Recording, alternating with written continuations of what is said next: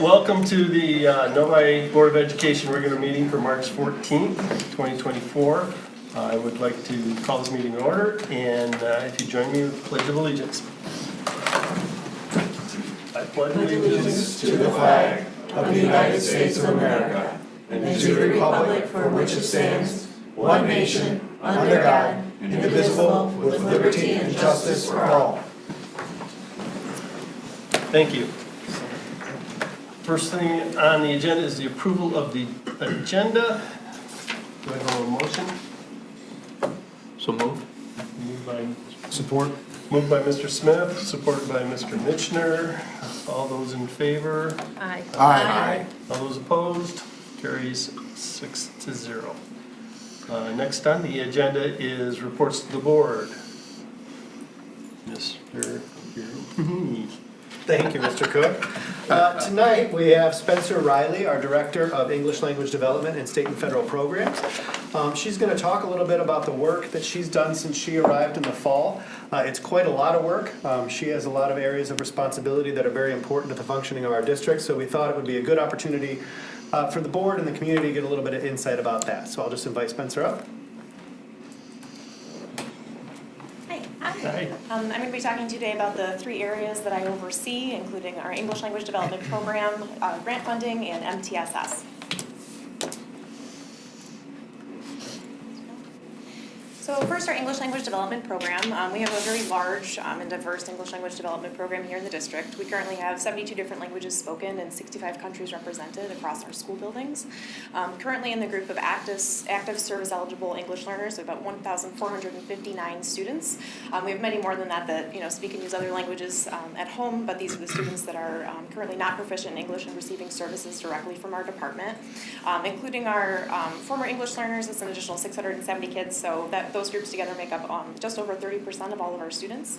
And this is also a really large program staffing-wise. Right now we have 11 teachers, 2 interventionists, a student success coach, an instructional coach, and 2 community liaisons that are working with kids across all of our buildings. There are a lot of moving parts.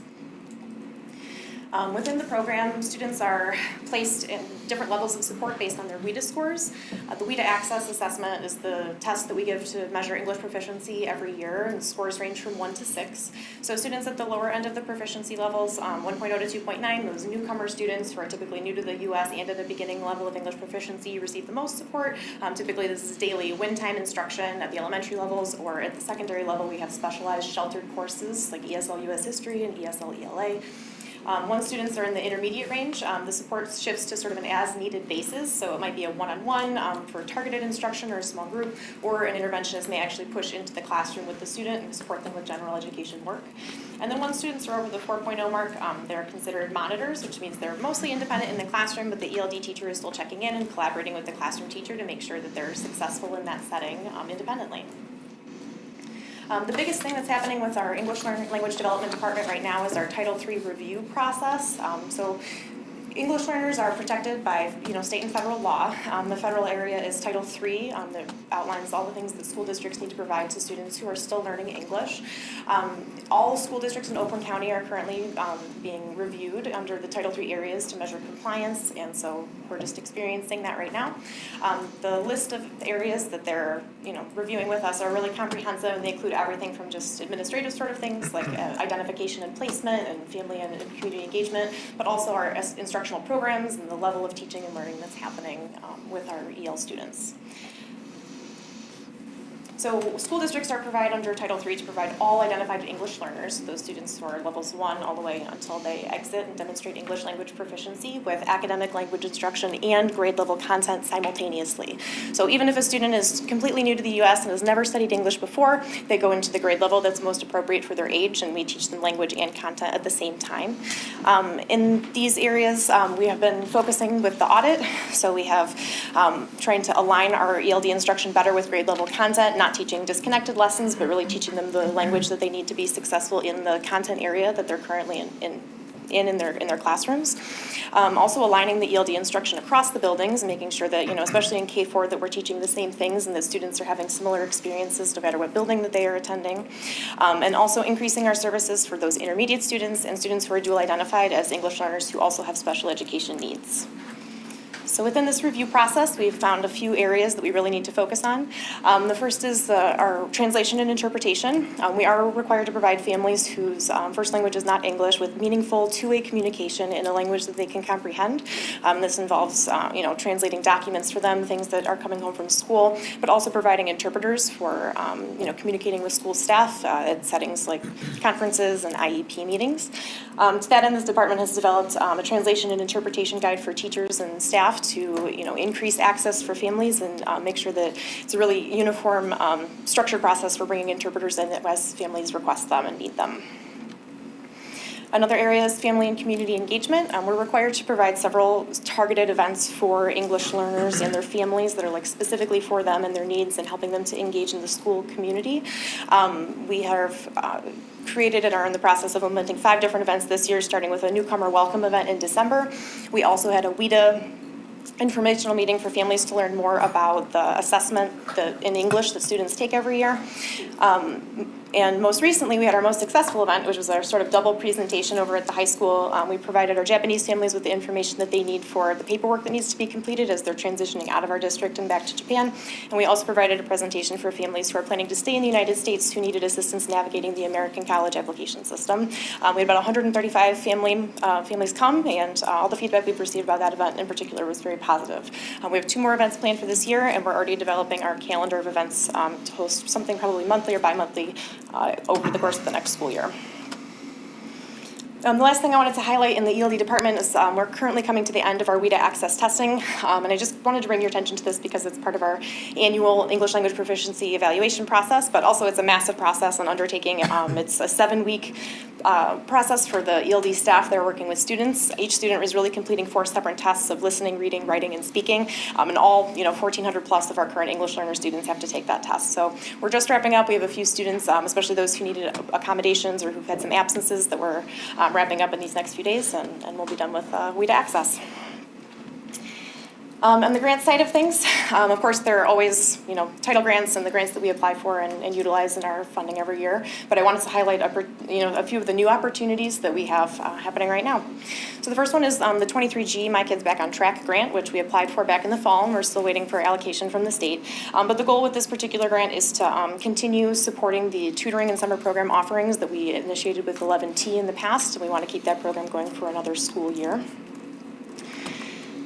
We've also been looking at 35J and 23H. And 35J, it's specifically targeted at literacy instructional practices, and this came at a really good time for us with the literacy pilot. And the plan is to use these funds to help to offset some of the costs associated with bringing in the pilot materials and initiating that first year trial period. 23H is targeted specifically at middle and high school math, and this is an opportunity for our teachers to participate in a tri-county training that's specific to culturally responsive mathematics. And so if we're accepted, this is something that'll start with a summer training opportunity that's actually paid for teacher participants at the middle school and high school and go through the next school year that culminates in a big project for students as well. Oops, excuse me. Lastly, we have 27M, and this has to do with the National Board Certification, which is a process that teachers can go through to reflect on their processes and improve in their teaching instruction. There were 2 facets to this grant. The first was a recognition grant for teachers who already have the certification and are utilizing that in their practice. We have 7 eligible teachers who were applying for that grant so that they get some funds to support the continued work in that area. And then there's also a first-time candidate awards for teachers who've never applied or started this process before, specifically at our targeted Title I schools. So we have 7 teachers also from Orchard Hills and Village Oaks who have applied for that opportunity, and if accepted, they'll be able to go through the National Board Certification process as well. The last area that I support is Multi-Tiered System of Supports, or MTSS. I wanted to provide just a brief overview of what MTSS is and then kind of some of the work that's happening in the district right now. MTSS is the idea that we're providing levels of support for students based on their individual needs in the academic setting. So Tier 1 is what all students receive. So our universal accommodations, for example, is just high-quality classroom instruction with students having access to tools that they need. Tier 2 is more targeted, but typically still provided by the general education teacher, usually in the form of small groups. At the elementary level, a lot of this is happening during WIN time.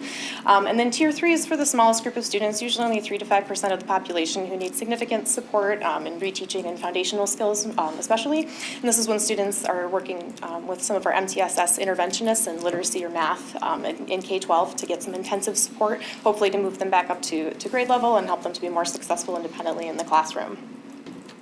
So in Novi, we have a lot of really excellent areas of MTSS that are running. A lot of these things were established in the 2018-19 school year. If you've seen forums like this before, we've got a lot of structures for meetings, the teams and the protocols for providing those Tier 3 services that I mentioned, paperwork that general education teachers fill out for each tier so that we have records of what students are receiving and what they still need.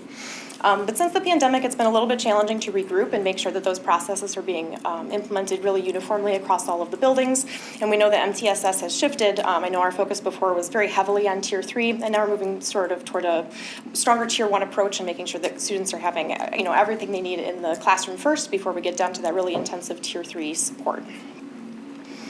So since I started around the end of September, I've been observing a lot of the current meeting structures that have been happening and interacting with a lot of our service providers, including our interventionists and our ELD team members. In November, we had a professional development opportunity for our ELD and intervention staff to work together to talk specifically about English learners who may qualify for additional intervention supports and what the process for identification and supporting those students will look like. In January, we did an MTSS survey and a meeting with a larger group of people, including student success coaches, our school psychs, and interventionists again, to gather some information about the current processes that are happening with MTSS and areas that we could potentially improve. We took that feedback and created a larger professional development in February. We had about 80 people participate in a professional development opportunity where they could provide even more targeted feedback to the specific areas of need that were identified by the January survey process. And then in February, to try to align some of our processes, we created a K-4 data meeting protocol. So all 5 of our elementary buildings had the same data meeting to review winter I-Ready scores and determine additional supports that might be needed for some students that are struggling. Moving forward, I'm working really closely with Rosalie. She's sort of tailoring the behavior side of MTSS and the supports the students need social emotionally in school with the academic side and with our academic interventionists to create an MTSS handbook. So really our goal is to start aligning those processes and making sure that they're really consistent across the school district. And our goal is to have elements of the new handbook ready to implement in the fall. And that is all I have for you. Do you have any questions for me about any of these 3 areas? Do we have any questions? I have a comment. You're kind of a rock star. I mean, that was like so fast, but so rich in information about so many things that are happening in our district. So thank you for being such a strong leader, and we are really excited and lucky to have you. Thanks, Bill. Thank you. Mr. Minister. So I would concur, that was an amazing amount of information in a very clear format. I was curious, I had a question about the different WIDA segments. Do we know on average how long it takes a student to progress from early on or intermediate up to like a 4.0 WIDA score? And do we also have like an internal district goal for how we want to kind of move those students along?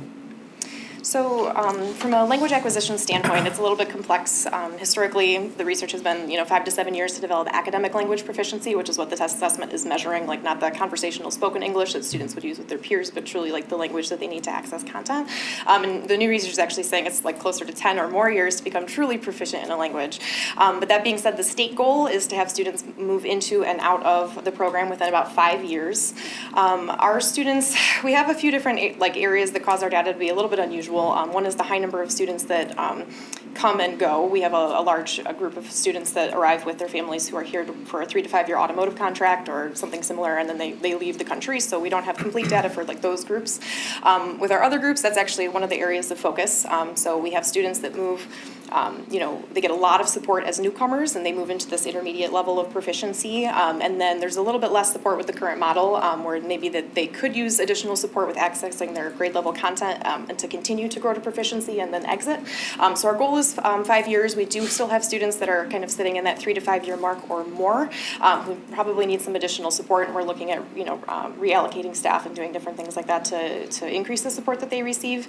And then beyond that, students that are in the collection for longer than 5 years, years, we also have a large number of students, and this isn't unique to Novi, but if they are also identified as having a disability, it's really tricky to exit and demonstrate the level of English proficiency that is expected for, to prove mastery for the state, and there aren't a lot of alternative pathways for students who have disabilities, and so that's something that we would like to improve services for that group as well. And in general, do we usually see progression with most students, or there's no large subset that's regressive, where they make it to intermediate but then reassess and they come back down to early on, or they get out and then find we need to give them additional support later on? Yeah, and we have, almost 700 students who are currently considered former English learners, and that means that they've exited the program within the last 4 years, and we still monitor them and make sure that they're successful in the classroom. So we do have a large group of students that makes a typical trajectory and moves into the program and out of the program. We do have other students, however, that do sort of plateau. I wouldn't say a regression, but we have some students that, like, once they reach that intermediate level, they kind of stay there, and that's where we're looking to reallocate staff and try to provide an increased support, especially inside the classroom with the push-in support, to make sure that they're really getting the academic language they need to move out of the collection and be successful totally independently. But it sounds like we're fairly successful, and once they do get out, they're pretty well supported, and we don't see them coming back into the program. Yeah, with our newcomer program, we have a lot of really intensive support for those students who are brand new and need a lot of really specialized instruction to develop basic English skills, and so we don't see students move back into that setting once they're here. Typically, they make what we would call a typical progression, and then we do have some students that again, don't regress, but kind of plateau. They're okay in the academic setting, but they usually need really targeted skills support, especially in the areas of reading and writing and academic vocabulary. Thank you. Yeah. Mr. Smith. I know I'll date myself, but you're like the guy that did the FedEx commercials. She does not know what you're talking about, and you may want to. Do you? No, sir. I believe he's talking Very about that you're a speedy speaking a talker, little but bit very fast, clear. but yes, it's very easy to understand. It But was she does go impressive. quick. You got to pay attention. I like it. The best I could find on my phone is the W might stand for Wisconsin. What does WIDA stand for? Oh, WIDA, okay. So originally it stood for so one of the federal requirements is that we assess students in English every year. And like the Title III guidelines are vague. So we have to give them an assessment. So some states came together to create an assessment. So originally it was Wisconsin, Delaware, and Arkansas that created an assessment like as a cohort. And that's where the initial acronym came from. They've since gone back and renamed it because now it's in 42 states and several different countries. So now it's World Class Instructional Design and Assessment. But it's like a backronym. They named it after the fact. No, they said it's a Oh. coalition and not an acronym. Backronym. Yeah. It's That's a not an great acronym. word. Is WIN an acronym? Win time? Yes, sorry, What I that's a need. what I need time, and so there's a block of I time know at the what you elementary did. schools every day where the students who do need additional services like speech, OT, PT, intervention, Okay. and our newcomer EL students leave the classroom during that time. That way they're not missing any new instruction from the teacher, but they're able to get those additional supports they need. So the win, what I need time. So it's like win time, and then what do they do in middle school? Meadows, and I think Meadows still does middle school or the win time, and then Meadows Time. does Middle school or middle switches school to does the academic 20. 20 yeah, time, and then advisory at the in high school. So it's kind of a continual. I heard there's 72 languages, and we've talked about that over the years. I'm sure there are one or two that are this or that, but what's the main, is there a chart somewhere that would break down Yeah. what those languages are? Because I'm sure a lot of them are Japanese. Actually, our top language is Telugu, which is one of the Indian dialects. Right. And of our top 10 languages, I believe 5 of them are Indian dialects. That's what is our major population. Japanese is number 2. We also have large populations of Chinese, Korean, and Spanish speakers, and then it breaks down from there. Okay. But I could provide you with a more clear And breakdown. I guess my other question is, I don't guess, what percentage would you say of the families that these kids are from have at least one of the parents also taking courses to learn English? Or are they only speaking English while they're within our walls and they don't have the opportunity to practice at home with a parent? It certainly depends on the family. Some families are a bilingual household and they are using English at home.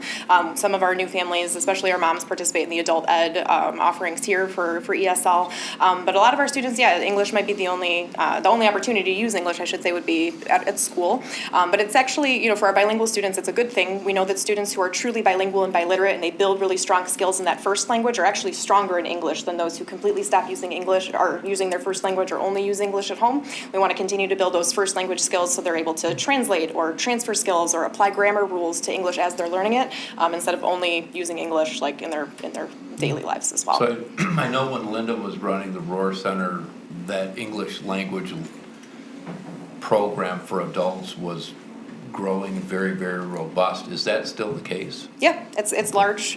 Sarah Kramer runs that program now, and we have a lot of overlap. We met recently because a lot of the parents of our EL students participate in that program. We're trying to find opportunities to increase the family engagement requirements that we have to meet here through Sarah's program and some of the connections she has with those Thank you, parents. that's impressive.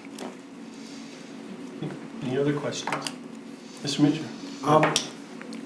So I was curious, you mentioned translating resources, and I was just wondering, for situations like this board meeting, how would parents of a student that maybe their first language is not English, how would they get support if they wanted to come to like a board meeting and provide public comment or attend another school function?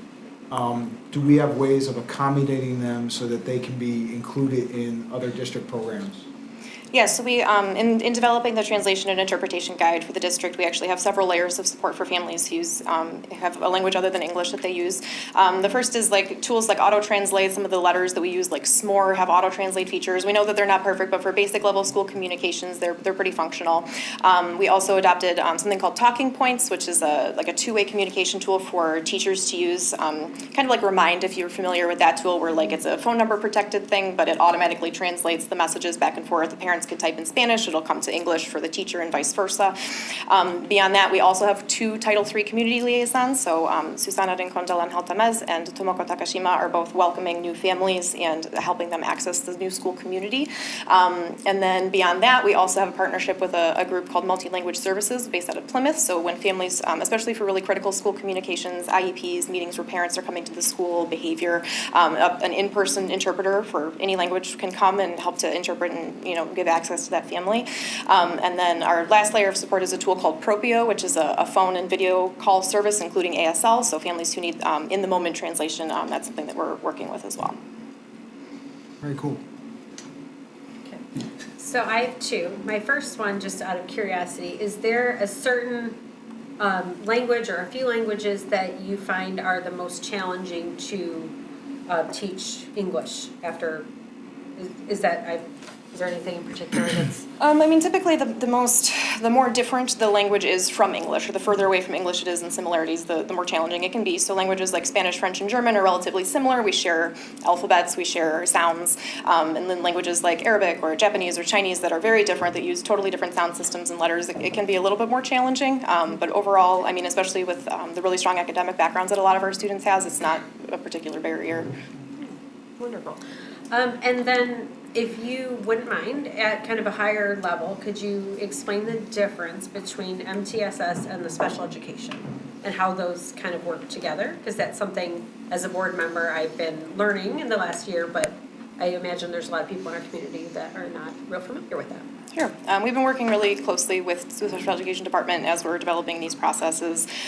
Basically, as students are demonstrating that they maybe need additional support, the MTSS is meant to provide them with that support. And in many cases, something like a Tier 2 or a Tier 3 plan can help those students get back on track and move back into general education without needing to even get to the point of talking about special education. Our special education providers are also really great consults in those meetings. Sometimes they come to our SSTs and give us feedback from their end, like what they would be looking for and what they do or don't see in that particular student, or help to give suggestions.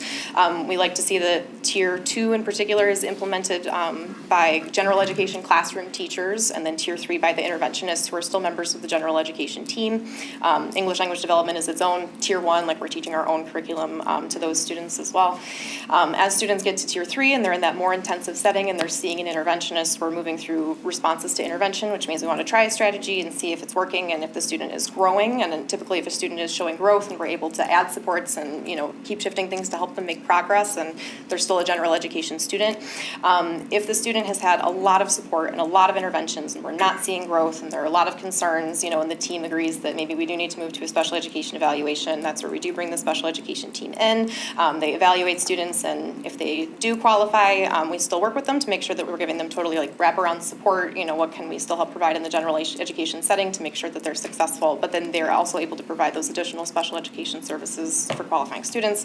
If students don't qualify, which does happen sometimes, we go through the assessments and they don't meet the criteria to have the special education label, they work with us to help develop a different tier 2 or tier 3 plan that might better suit that student's needs. Okay, thank you. Okay. That's it. One last quick one.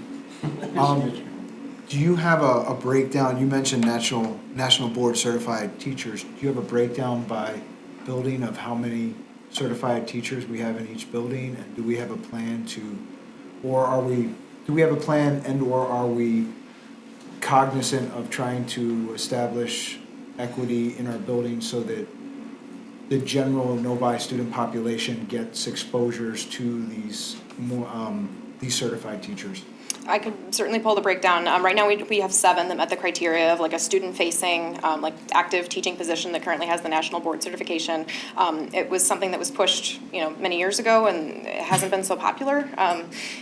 Now, MDE seems to be interested again by offering these 2 grant opportunities, so this might be a good opportunity for us to really push it and get more teachers interested and involved. I know Kathleen Ader at the high school has offered to take the lead. She's one of the national board certified teachers, and she wants to help support this new group that's going to be going through with the grant process. And if they have good experiences and we're able to continue to support that, it's something we'd like to do. And we do offer an additional stipend for those teachers who do have the national board certification. It's built into our contract as well. Thank you. You can look up FedEx Fast Talker on YouTube. It's from 2006. So you're not really showing. That's not that old. That's He's a little bit old, so it's okay. Well, thank you. I'm going to ask one question, and it's gotten me in trouble in the past. Uh-oh. But what more can the board and the district do for you? You don't have to answer it right now, but keep that in mind, because our job here is to support you guys and make sure that you guys have the tools and the resources you need to support our students. So I really appreciate the time you spent up here answering these questions and presenting to us. And, we look forward to future presentations and seeing that 30% of our students need your service, then, that's a pretty large population, so thank you. That's really Thank you. incredible. Thanks, Spencer. Thanks, Spencer. Thank you, great job. Okay, that brings us to celebrations. Does any board member want to mention anything that they've been to recently that you can celebrate? Mrs. Baudouin. This wasn't something that I went to, but I did want to mention that March is Reading Month and that lots of the schools, well, I think all of them are doing special little events and fun things for the kids to really encourage them to jump back into reading this month and hopefully help us get through that last stretch of the year as we look past spring break. So thank you to everybody who's working on that, and I know we've been seeing a lot more books at our house and it's very exciting, so good job. Thank you. Anybody? I'll do the Mrs. obvious Rowe. one. Some of us attended the National Honor Society induction, and that was great. That's a thing we do every year. 94 students? 94? Okay. We're invited every year, and it's always great to see these kids. But I have to tell you, I felt like not dressed properly because I did not have Converse on. Next year. Yeah, next year. I gotta go get me a pair of Converse to wear with my dresses now. So, but it was great. Congratulations, kids. Yep. Congratulations. Were you gonna go? No, go ahead, Dr. Ruskin. I and a couple of board members had the opportunity to go to the NEF. I would call it the Green Gala because that's what it used to be called. It's called something new this year, the Reverse Raffle. And it was a unique night. It was fun to see some of the changes. It was great to see some staff there. Several staff came up to some of us and said it was their first time going. So anytime we can support a group of people who are there to make our students and teachers' lives better, that is something to be celebrated. So thank you to the NEF for putting that on, and we look forward to hearing their feedback about how it went and what next year will look like for them. So, thanks. Thank you. Can I just add a little to that? Yes. They do have a, I think it's a silent auction, where they auction away 2 suites for graduation, and they went for a steal this year. So if you have a graduate next year, you may want to buy a ticket to that, because they actually had some really good stuff. I got lunch with the principal for my grandson, so. I'm glad you clarified, since a few people thought you had gotten it for yourself. Well, you know, I may, like, Join them? yeah, Just for fun. yeah. She did walk out with her certificate, and I'm like, you're going to lunch with the principal? Grandson was I like, said, yes, I am. Any other celebrations? Okay, I will mention that I made it to a couple of performances. First was the choral choirs, and both their pre-festival concert for the middle school and the high school. All the groups did wonderful, but the thing I noticed was we had 8 solo performers that qualified for states in solo and ensemble. Last year, I think there was 1 or 2. So this year we had 8, which I think is remarkable, and they all amazed me. So that one, and then also made it to the orchestra concert. Jim Van Elzing, I keep pronouncing his name wrong too. But he did wonderful, having the 4 orchestras prepared, and his professor from Western, Professor Uchimura, came in and taught, gave the students instructions. He also was very rare for him to perform a solo for the kids that they had requested, and even his students at Western cannot get him to do that, but he did it here for our students and our community. It was a very wonderful night. Other than that, You made it to one other one too. there's so many. Your son was in it. Awkward pause. Oh my gosh, I forgot we haven't met since then. I know. Yeah, I few of didn't us realize were at that that. either. You want to? No, you have more stage time than my son. Yes, awkward pause. They gave their senior show, which is usually normally their final one, but they do a spring one. Yeah, they get the spring one. Spring one, and then they do a alumni one yet, so they're coming up. And these are put on by a group of students that they are reaching outside their comfort levels. And they did wonderful. Matter of fact, they're rehearsing tonight for their spring break one. So they get basically one rehearsal, and they go and perform. All the pieces that they perform are written by students or former students when they were students. And one of the ones for the seniors that was very moving was every senior in the troupe came out and placed an item of remembrance on the stage and walked off. So tried to get up there and get Thomas's toolbox before he left, but he grabbed that back pretty quick. So, okay. Any other celebrations? Seeing none, then we will move on to comments from the audience. Do we have any green cards or any audience members that would like to address the board? don't have any green cards. Seeing none, we will move on to our consent agenda. In the consent agenda, we have approval of minutes for the regular board meeting February 22nd, the minutes of closed session February 22nd. We have the DEI Committee of the Whole, March 7th, Curriculum Committee of the Whole meeting, March 7th. We have 2 field trips, Novi Meadows Music in the Park and Novi Middle School Music in the Park. Do I have a motion? Mrs. Baudouin. I move that the Novi Community School Board of Education approve the consent items as presented. Support. Moved by Mrs. Baudouin, supported by Mrs. Roney. All in favor? Aye. All opposed? Passes 6-0. This moves on to donations. Mr. Jeremy. Thank you. Our first donation this evening is from the Japanese School of Detroit, one of our very important and valued partners. They are celebrating their 50th anniversary. Congratulations to them on that milestone. In honor of that celebration, they are presenting the Novi Community School District with a donation in the amount of $5,000. And I know that pending the board's acceptance of this donation, Mr. Michael will be formally receiving that next week. Mr. Mitchner. I move that the Novi Community School Board of Education accept this generous donation as presented with appreciation and thanks. Support. Moved by Mr. Mitchner, supported by Dr. Ruskin. Any comments? Is there anything this money is designated for, or just, Not at this time, no. all right? I will say that I have attended one of their graduation ceremonies in the past, and it is amazing the number of students that go through that program, and it's not just Japanese students.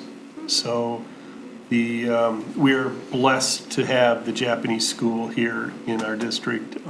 It brings a number of students into our school, but it also highlights some of the things that we have going on. So I really appreciate the generous donation, and with that, I will call the question. All those in favor? Aye. All those opposed? Passes 6-0. Next, Mr. Jeremini. Next donation tonight is from the Voice PTO, our amazing Village Oaks parent-teacher organization.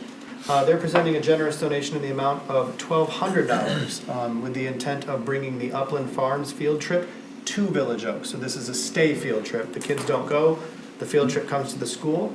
And we have a schedule available in the packet just to make sure that every grade level has an opportunity to participate. We have a motion? Mrs. Baudouin.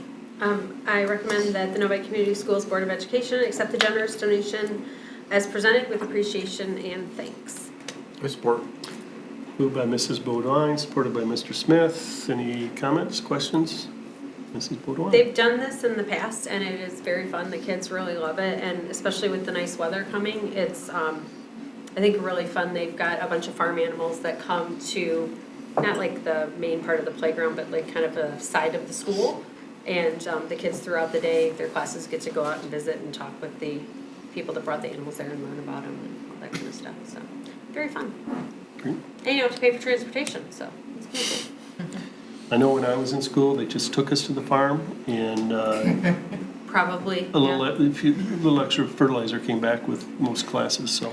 Oh, goodness. Yeah, this is, So it's this- nice, this- and in our city, we don't have as many people who have the opportunity to spend time with Yep. those kind of animals, so it's really exciting. I think the kids will love it. Good. With that, I'll call the question. All those in favor? Aye. All those opposed? Passes 6-0. Athletic boosters, Mr. Jeremini. Thank you. Our last donation this evening comes from the Novi Athletic Boosters. It's a generous donation in the amount of $39,084, broken down across a number of different efforts. They have their spring grants, baseball wireless communication system at $1,209, boys lacrosse training equipment and specialized positional training at $960, softball training equipment at $750, and boys and girls track and field hurdle carts, 3 of those at $1,455. Then they have the team donations for meeting attendance in the amount of $6,250. We have a direct team donation to middle school field hockey in the amount of $3,100, and Charity Mania fundraising in the amount of $1,360. And again, that's for a total of $39,084. Dr. Ruskin. I move that the Novi Community Schools Board of Education accept the generous donation as presented with appreciation and thanks. Second. Moved by Dr. Ruskin, supported by Mr. Mitchner. Any questions, comments? My only question is, it doesn't add up to 39,000. Thank you. It's not even close. No. I mean, it's great that it's 39,000 and I'll accept the money on behalf of the sports programs, but there's like 11 or 12,000 of stuff and 39,000 of money. So if I can request that at some point we find out where the other money's going, that'd be awesome. We can get that clarified. Probably going to Greg, where's he? I saw him come in. Yeah, we can definitely get that clarified. Thank you. Thank you. Any other questions? Seeing none, I'll call question. All those in favor? Aye. All those opposed? Passes 6-0. Brings us to our action items, personnel report. Mr. Jeremy. Hand that over to Dr. Carino. Thank you. Tonight, we are very excited to recommend 5 highly qualified individuals for your consideration. Jennifer Weaver is being recommended for the Novi Meadows Special Education Resource Room Teacher position. Jennifer comes to us with experience in a variety of special education positions over the past 4 years, most recently as a resource room teacher at Wayne Memorial High School. Mara Kaviath is being recommended as a special education resource room paraprofessional at Village Oaks. She has previous experience serving as a paraeducator in Hazel Park and has her Bachelor of Arts degree from Grand Valley State. Emily Yob is also being recommended as a special education resource room paraprofessional at the high school. Emily has previously worked as an art teacher and club director at Bright Horizons and received her degree in studio art from Central Michigan University. We also recommend Donald Gubbin, night lead at Career Prep High School. Donald has his Master of Arts degree in Educational Leadership from Eastern Michigan University and has previously worked in the Lincoln Consolidated School District as a behavior interventionist, interim positive community support liaison, and interim elementary principal. And finally, we also recommend Sheila Minnick, adult education ESL teacher. Sheila has previously worked as a counselor at the Thompson K-8 International IB Academy. She has her Master of Science in Human Resource Administration from Central Michigan University. We also have a few resignations and retirements this evening, primarily because tomorrow is our NEA retirement notification deadline, as well as the deadline to notify us if a staff member is not returning from leave of absence. So although tonight's list may seem like quite a few, it is mainly due to these staff members wanting to notify us by that deadline. Justina Kammerer will be resigning from her first grade position at VO. Robert Saxton will be retiring from his position as a high school science teacher. Erica Schultes will also be resigning from her second grade position at Parkview. Karen Blankstrom will be retiring from her position as a special education paraprofessional at the middle school. Pamela Fritchen will also be retiring at the end of the year from her position as a general education paraprofessional at the high school. Joanne Muting will be retiring in July from her position as the facility secretary at the ECEC. Pinhas Kramer has resigned from his position as a bus driver, and Rachel Wolf has also resigned from her position as a preschool teacher at the ECEC. We wish all of our retirees the best of luck and thank them for their dedicated service to Novi. Additionally, we have 4 requests for various leaves of absence. Ann Dane, a 6th grade teacher at Meadows, is requesting her first child care leave of absence next year. Seth Furlow will be continuing his 3rd year of association leave. Kelsey Galt, a school social worker at Novi Meadows, has requested a 2nd child care leave next year. And finally, Chandra Metafari is requesting her 2nd association leave. And with that, that concludes tonight's personnel report. We have a motion? A recommendation? Mr. Mitchner. I move that the Novi Community School District Board of Education adopt the personnel report recommendations as presented. Support. Moved by Mr. Mitchner, supported by Mrs. Roney. Any questions, comments? Mr. Smith? Laura, is Sheila related to Jill? I do not believe so, but I'm not 100%. Okay. I also would like to recognize Joanne from the ECHC. She's been a facilities coordinator for years and years, and I can just tell you, whether it was different people complaining about auditorium time at the middle school, or me trying to schedule a Cub Scout meeting at the cafeteria in Deerfield, it's not a very thankful job. And there's many, many buildings that she coordinated with, and minor exchanges of cash, and it was one of those jobs where is there never a time where everyone's happy with how things work out. So I know she's served our district for a long time, so thank you, Joanne. And I also want to recognize Rachel Wolf. She's been with our district in different capacities as well. I think she started as a after-school person at Deerfield that, sits there and greets the kids and takes care of them until the parents can arrive. So it's just, I want to recognize their years of service, and I'm sure I just don't know some of the others, but it's great that we've been able to attract such quality people, and it looks like you're continuing that, so thank you. Mrs. Roman? I just have one on here, dear friend Pam Fritchkin. She's been with the school since 2003. So she'll miss us and we will miss her. Yes, I had a conversation with Mr. Saxton last night. He's not leaving teaching, but he is leaving high school teaching. And he's been here for 25, well, I don't want to say because it's been a long time, but a lot of the kids like him, especially the ones that he has now. So he will be missed not only by the kids, but by fellow teachers. So that being said, let's call the question. All those in favor? Aye. Those opposed? Passes 6-0. Brings us to policy updates and revisions. Mr. Jeremini. Thank you. So we're looking tonight at policy 5409, academic credits and graduation. This policy revision went to the Governance and Policy Committee on February 1st, and then also the Curriculum Committee on March 7th.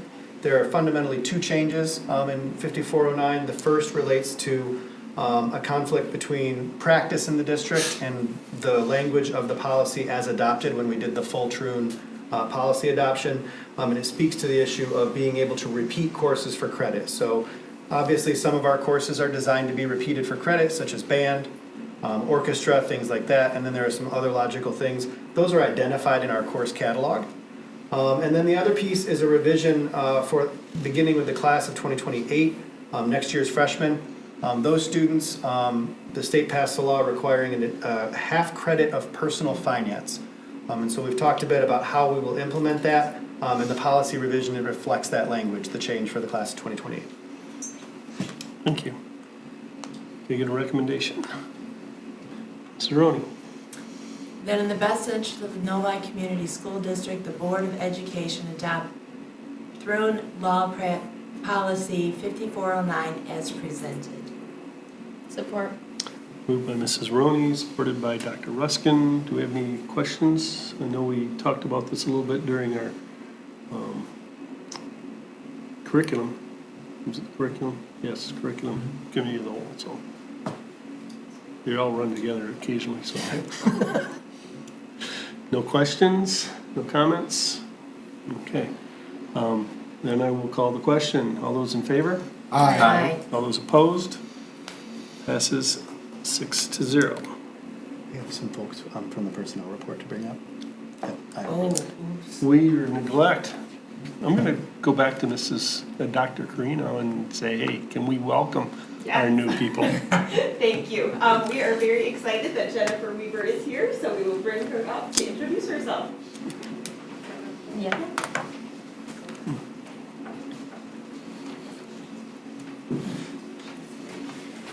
Good evening. My name is Jennifer Weaver. I've been teaching for 12 years.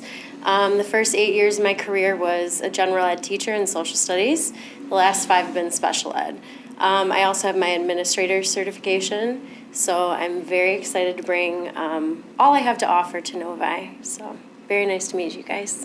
Welcome. Thanks for coming. Yes, thank you. Dr. Carter, could you clarify, that she's not on our list, I don't think, what, She's the first person. Our list did not get updated to could include you her. please just tell us again? I'm which sorry, building yeah, she's in? she is the special education resource room teacher at Novi Meadows. Wonderful, thank you, welcome. Thanks. We're Thank you. missing a couple things. I will make sure that, It's fine, I just was like, sends that to you, sorry. Thank you you so for much. being here, because it Thank helps you. us put a face with the name when we Very nice. get around. Thank you. And that is, I believe, all of our new Is that it? Thank you. I apologize. That's okay. Let's move on to our high school baseball, softball, tennis project. Mr. Germini. Thank you. On February 13th, 2024, sealed bids were received and publicly opened, recorded, and tabulated. In attendance were representatives from the Novi Community School District, Plant Moran Real Point, TMP Architecture, McCarthy and Smith, and interested bidders. The project team conducted interviews and reviewed the proposals and are recommending the attached contracts to be awarded in the total amount of $12,239,974. We get a recommendation. Mrs. Baudouin. I move that in the best interest of the Novi Community School District, the Board of Education should award the contracts for the Novi High School baseball, softball, and tennis project as presented in the total amount of $12,239,974. Support. Moved by Mrs. Baudouin, supported by Mrs. Roney. Do we have any questions? I know we received a couple of items throughout the week. And last meeting, we also got some renderings. So, It's gonna be beautiful. I like that we're putting the baseball and softball together. And by putting the tennis courts where we are, it opens up parking, which during some events can be rather cumbersome and challenging to find a spot, but as long as we try to make a improvement, I think we're doing good. So, any other questions, concerns? If not, seeing none, then call the question. All those in favor? Aye. All those opposed? Passes 6-0. Thank you, gentlemen, for showing up. Oh, I think they still have some things later, don't they? In information discussion. Yes, Kick okay. them out yet. Okay. I wasn't gonna kick them out, I was just thanking them for showing up, because sometimes they show up and just sit here the whole time, so. Technology at Novi Meadows, change order approval, Mr. Giamini. Thank you. This is regarding the addition and renovation structure cabling project. So in March of '23, the district awarded contracts to Moss Audio to provide the structure cabling systems at Meadows, and DAT to provide the public address, clock, and classroom audiovisual systems for Phase 1, and this work was satisfactory. Tonight, the team is requesting a change order be issued so that the work can be extended into Phase 2 of the work. Quotes for Phase 2 are as follows. For Moss Audio, Phase 2 structured cabling, $62,439.34 for the 10% contingency, for a total award of $68,683.35. To DAT for Phase 2 PA, clock, and classroom audio video in the amount of $147,003 with a contingency of 10% for a total award for that part of the project for $161,703,000. Also to DAT for Phase 2 for the music classrooms in the amount of $108,203 with a 10% contingency for a total award to DAT of $280,726, and this comes tonight for approval. Mr. Mitchell. I move that the Novi Community School District Board of Education approve the change order and award the contracts to Moss Audio in the total amount of $68,683.35 and DAT in the total amount of $280,762. 26. 26. Did I say $726? I support. Okay. So, moved by Mr. Mitchner, supported by Mr. Smith. Do we have any questions on this portion of it? Okay, seeing none, we'll call the question. All those in favor? Aye. All those opposed? Carries 6-0. Now on to information and discussion. The Novi Meadows Furniture Phase 2 discussion. Mr. Giamini. My computer froze. So I know that we are looking at Phase 2 furnishings for Novi Meadows. That doesn't come up, I just know what it is. And I know that we have Sarah Watson here from TMP Architecture to help us out. You gotta scroll. Yeah, man. I've got it, I'll pull it. Let me see if I can find it. 70. I'll get you there, hold on. 70. 850. Word books froze. You froze. There we go. Is that it? There you go. Yes. Mr. Jimmy, I got it right here, right? got it? You up? Yep, sorry about that. All right, so our Phase 2 furnishing package, quotations were received for our Novi Meadows Furnishings Phase 2 as part of the bond program by multiple furniture contractors. Each furniture contractor has referenced the cooperative bid contract utilized to determine pricing within their quotes. Scope of new furnishings for Phase 1 is inclusive to the first floor, zones A, B, and C as outlined below, including classroom storage, teacher desks, mobile lecterns, and marker trays for the Phase 2 classrooms, science, arts, and music classroom furnishings, sensory room furnishings, dining furnishings, group rooms, conference rooms, staff offices, staff lounge, and storage room furnishings, main office, staff offices, staff lounge, and storage rooms, miscellaneous additional furnishings for Phase 1 spaces. TMP recommends the procurement of the furnishings package for Phase 1 as follows. Let me read all that. No. As presented. Total cost of the furniture package, including the installation services, is $704,695.59. Quotations received are valid through the end of April 2024. Purchase orders must be issued by Tuesday, April 30th to guarantee the pricing shown. Purchase orders are requested no later than Monday, April 15th, based on current lead times for each manufacturer. So this is presented tonight for information and discussion, and it'll come back in April for approval. Okay. Do we have any questions currently? Mr. Mitchner? So as long as we approve in our next board meeting in April, we'll be on time and on track, correct? The quotes will still be good. I think our board meeting in April is April 18th, so that's a little after the 15th target. Is that okay? Sarah's here from TMP That's what I to was shed wondering. additional light. Yeah, we should be okay if we have POs pretty quickly after the April 18th board meeting. That's just a few days. I don't anticipate that to have too much of an impact.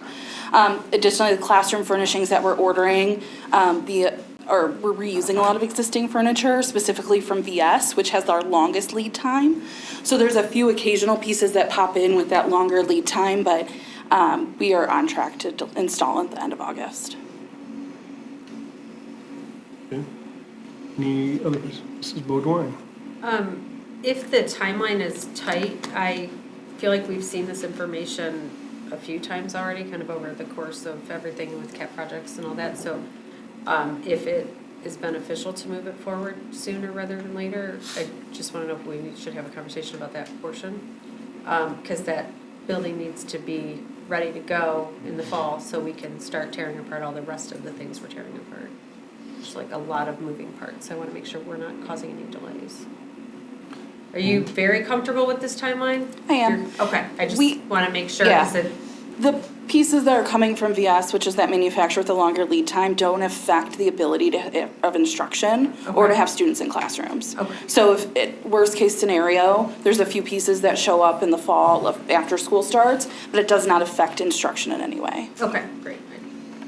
I just know this project is a little bit of a tight Appreciate timeline. that. It's- Yes. We appreciate that. Appreciate that. Okay, any other questions? Is there a general feel by the rest of the board about if we move forward tonight? I only mention that based on the timing, but also under the fact that none of these prices are really changing because we already agreed to the volume discounts under Phase 1. So it's not like a lot of this stuff is new.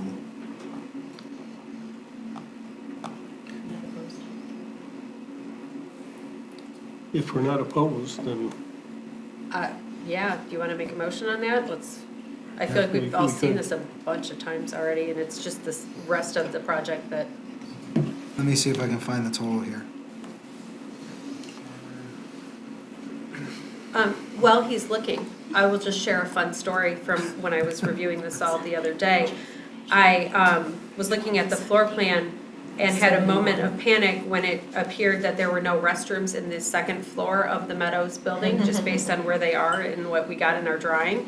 And I was like, there has to be a bathroom up there, how did we? And there are actually quite a few restrooms, but they weren't on our drawing, so it was kind of funny.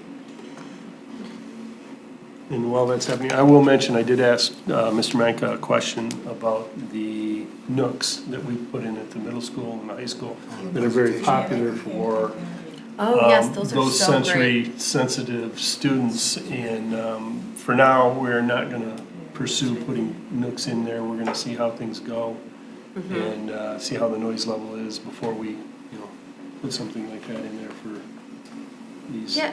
kids that are In the sensitive. dining plan though, I'm peeking at it now, I think there's a section, in the two corners, right, that are kind of a little more closed off. It looks like there's seating for maybe like 15 or so kids in a couple Yeah. spots that are kind of a little tighter areas. Yep, there's a breakout area in the we call it like breakout dining, I think on our plans, that specifically, actually, I know the principals at Meadows that will be a sensory-friendly area when they So then- open, is what we've discussed. And then I didn't see this part on here, but are there more options for like sound absorbing and such happening over there, or is there? There's- Because that's a really big space. Yeah, so- holistically throughout that space, there's an acoustical deck, and then there's also acoustical wall panels, so we feel that we've treated that space acoustically well, holistically. Okay. And there's also some PET acoustical baffles that will absorb sound as well. Okay, I thought I saw something like that in here, but maybe not. But yeah, I think it looks great, and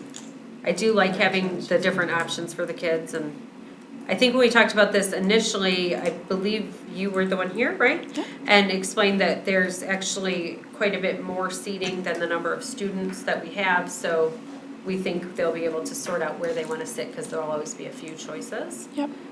So I think that's great, there's lots of good options. Mr. Mitchner. All right. I move that the Novi Community School District Board of Education approve the total cost of this furnishing package, including installation services, for the cost of $704,695.95 as presented. Support, oh goodness. 59 cents. I think that Dr. Ruskin should read the numbers. Support. Okay, moved by Mr. Mitchner, supported by Mrs. Beaudoin. Any other questions, concerns? Looks great. Yeah. Seeing none, call a question on the recommendation. All those in favor? Aye. All those opposed? Passes 6-0. Looks like you can ask Devin for the money. Sounds great. Devin, give the nice lady her. Thanks, Sarah. Thank you. Brings us to Novi Meadows STEM robot discussion.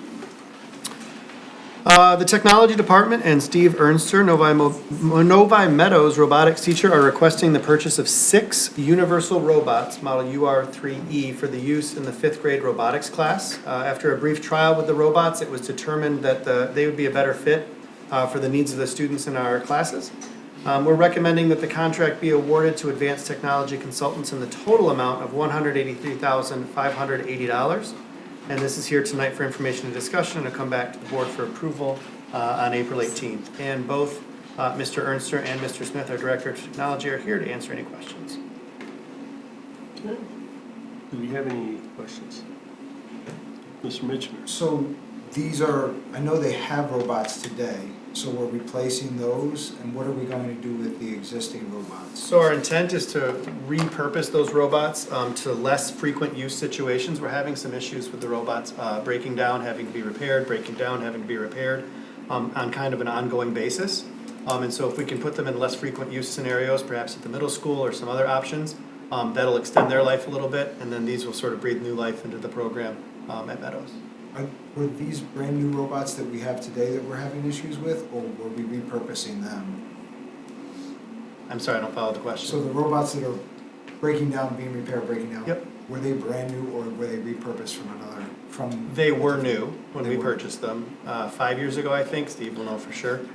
Oh, so they're 5 years old though. They're 5 years old. They're not new with the Meadows building. That was my question. Yes, they were carried over from the old Meadows building to the new one, and then we saw the opportunity in the bond funds, so we pursued this option. Okay. I know the Edu robots are plastic and meant for younger ages. The universal robots are actually more of an industrial grade. because we do use them where we work, Jason, with cameras and different lighting, end-of-arm tooling, so. They look very familiar. Yeah, so, and, just, when we went with the eDo, we wanted to make sure that everything was safe for the students, and that was pretty easy. These are, meant to be working side by side with humans, Okay. so there is some standards that they have to live up to as far as forces and everything against the human body, so. So I'm glad we're going with something a little more robust, because I know you spend a lot of time repairing and fixing. So appreciate the due diligence. Were there any other robots that you went to look at that may have served the purpose, or are we just looking at the universal? Yeah, we spent some time at FANUC, which is going to be largely implemented in the high school. Can you go to the podium so you can, Sure. the community can see your smiling face? Hello. Yes, Steve Ernster, I'm the Novi Meadows robotics teacher. So we started the program in 2019 with the prior mentioned eDo robots. And it was a landmark program. It's been a great program for the students, but it's designed with truly an educational intent, but with plastic gears and plastic motors, and that doesn't have some of the robustness that the universal robot units will have. So we did look at quite a variety. We went to Automate show with Mike was there, and then several of the other high school teachers and Erica Souders from the middle school. So we spent a lot of time in research. The universal robot is similar to the one they have on the STEMI truck that the students have been using for quite a while and been familiar with. So upon a lot of research, we did deem that this was the best option for this application. Both in the robustness of it, that it is a very solid build. It also, advantages that we like is that it has a high school certification program that's already established.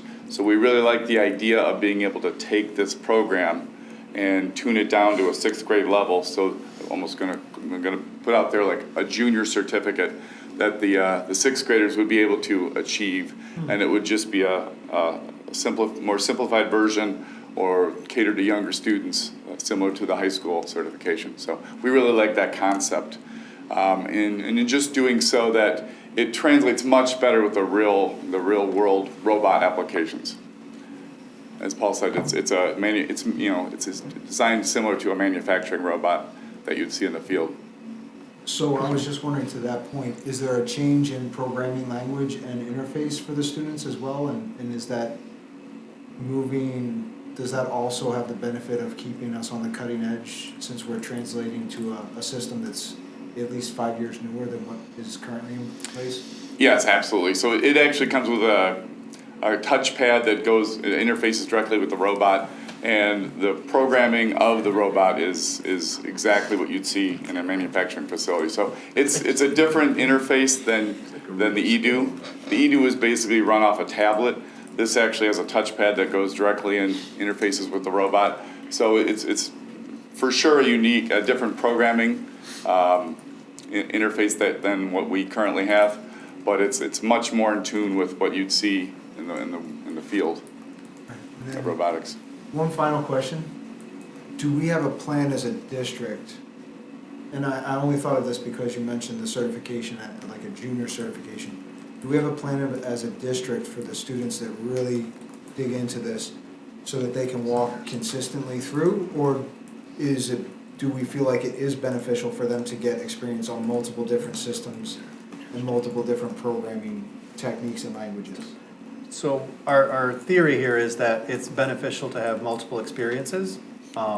So we'll have the universal robots at Meadows, and then of course the FANUC robots at the high school, and maybe we'll be able to move the eDos to the middle school for some ancillary use. Obviously we don't want them full-time. Because it just broadens the kids' skill set. The FANUC robotics are going to be part of our mechatronics program in the CAT lab space. So we're hopeful that kids who are really interested are able to obtain multiple certifications, multiple credentials as they move on past high school. Do we not have a program at the middle school currently? We have a STEM program for sure, it's just not an intensive robotics program in the sense of these style of robots, the arm robots. Okay. And that's part of, like, this is a first step to like make sure that we have that continuity or that thread that moves. The other thing I will say that this being a collaborative robots do use a different programming language than your typical, 6 to 8 axis, 9 axis industrial robot. So it's more of a computer language programming versus a machine code. So, but these are a touch more expensive than the EDUs, and it's understandably why. But thank you, Steve. I appreciate your due diligence in looking into this, and I know you've been struggling with those for the EDUs for a couple of years, and the distributor of them hasn't been the greatest help lately. So thank you for your due diligence. No problem. Any other questions? Mrs. Baudouin? Do we have an expectation on the life expectancy for these? The other ones lasted like 5 years. Do we? Yeah, I mean, what I would Just a look. guess, obviously. Yeah, and Lisa Whiteside, and we talked about the quotation for those, as far as, just trying to put some language in there as far as warranty, but it would be typical of what their, expected warranty would be on the devices. So one of the things we learned from the EDUs is that the warranty was not put in a proper place, it just wasn't a long enough duration. In this case, we would make sure to put that language in the quote, and they have warranty standards with every unit they sell. So I don't have that language specific. I even have the quote in front of me, but that would be part of the initial purchase order. Okay. If we could find out kind of what that Yeah. warranty is going to be, that would be something I'm interested. Warranty and expected life of what we're seeing? Yeah, just generally, like, do we think we're buying these every 3 to 5 years, or is this something that should last a little longer? From what I'm hearing, they seem like they're a bit more durable product. We are giving them to our 10 and 11-year-olds, so that seems important. But they're also meant for a little bit harsher environment than. Yeah, for sure. Absolutely, yeah. So I will be curious then to see how they hold up with our students compared to an actual factory use, because I think there's probably going to be some positives and negatives about this environment for the robots. And then do we have plans to get something more into the middle school? We kind of touched on this a little bit, but as part of that strategic planning and that kind of thing, are we hoping to get something a bit more robust there going forward? Yes. Okay, great, because I noticed when I toured Meadows that I saw the other robots and I was like, wow, these are quite fancy, and I did not realize we even had that in Meadows, because that was COVID years for our family, so I don't think I was ever really hardly in that building. But I think that seems like such a great skill set, and showing kids that this is work that they could learn to do is a really great thing.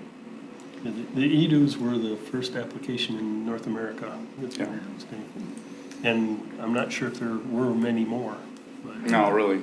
And yeah, we talk about it was the first application at this grade in the Western Hemisphere.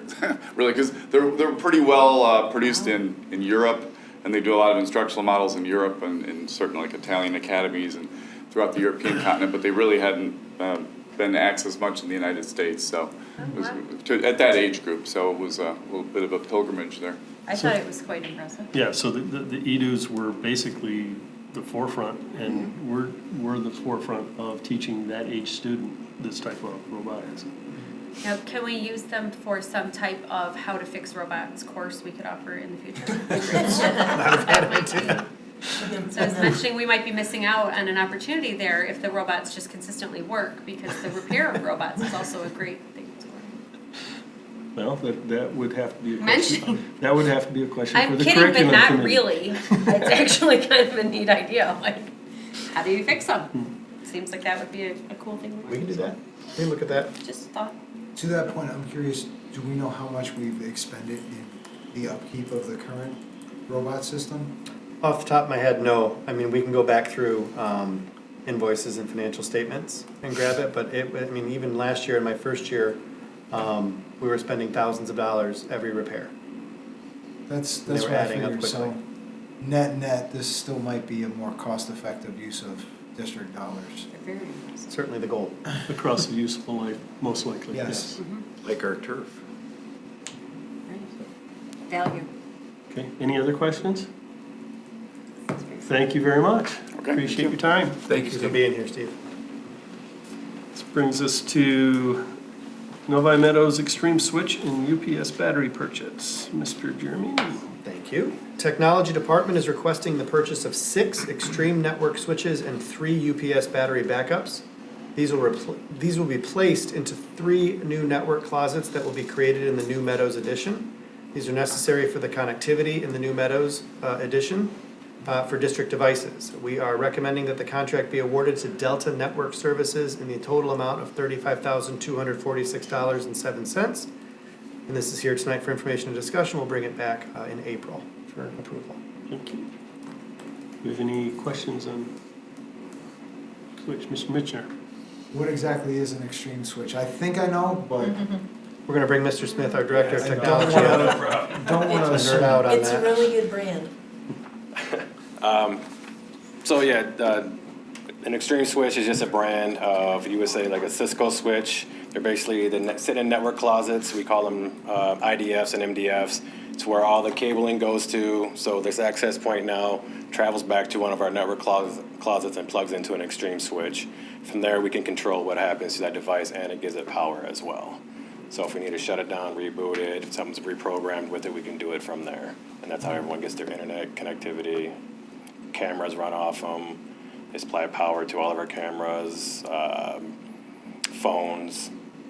Pretty much anything you can think of now that plugs into a wall now is plugged into one of our network switches. And the mention of the backup battery, does this system have anything to do with maintaining performance during blackout and brownouts and power surges? Yeah, so in case of a brownout, you always have them like little flickers that take place.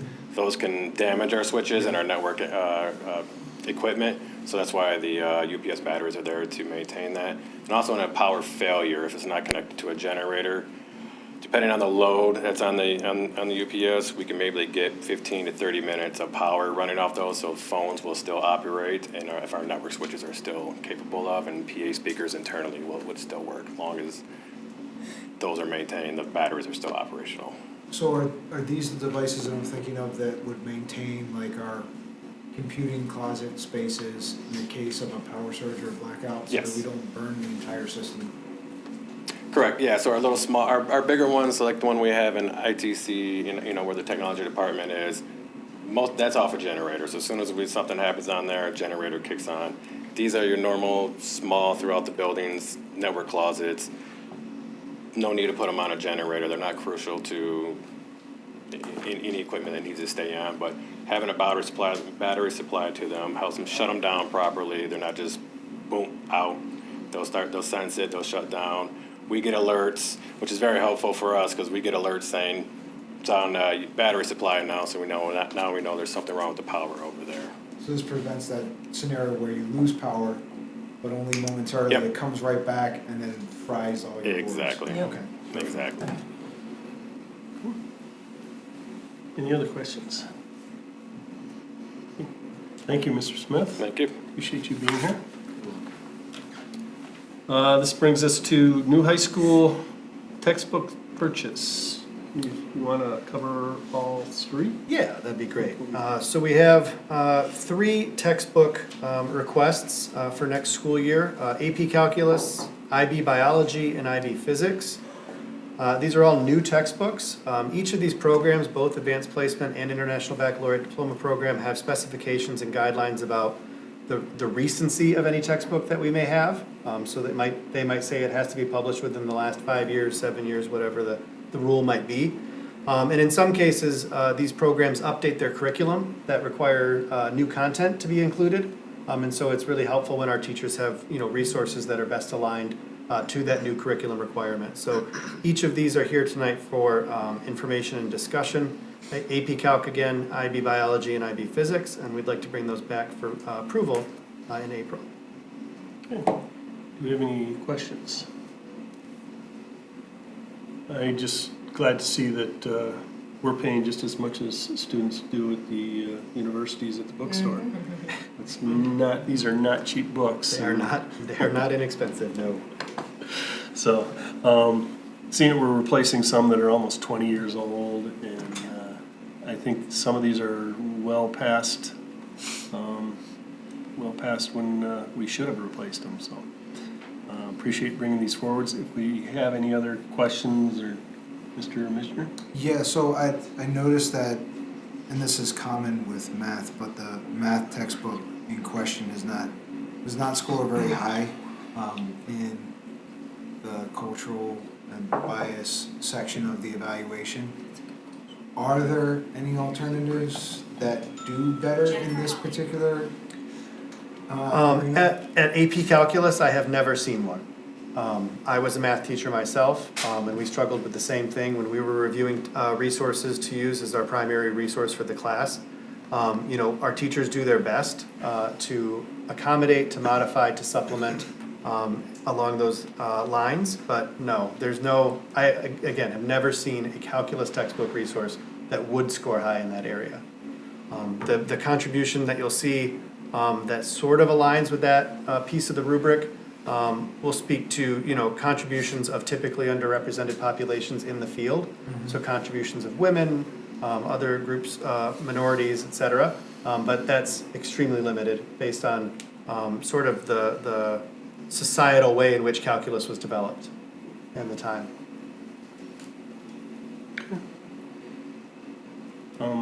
I guess I would ask that we take a look at our evaluation tool, because I did notice in here that it's not 1998.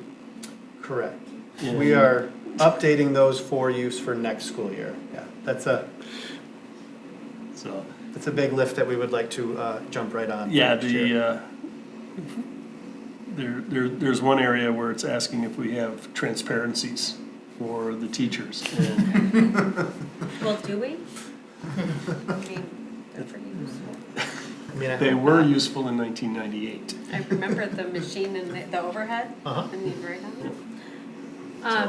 Yes, Ms. I Bedoya. had a question too, sorry. With is it the bio book? It says there's also a workbook. Can you tell me a little bit about the workbook? Is that something that we would need, is that a one student uses one workbook and then it's replaced the next year? Or Yes. is that, so is it a one-time use? Or do you understand the question if it's? I do understand the okay. question. I have to look back and make sure that I answer correctly. I don't have the quote. I just was curious because I know sometimes those are like a paper book and sometimes there's something they're gonna go through and be. I'll have to follow up Okay. because I don't see it listed.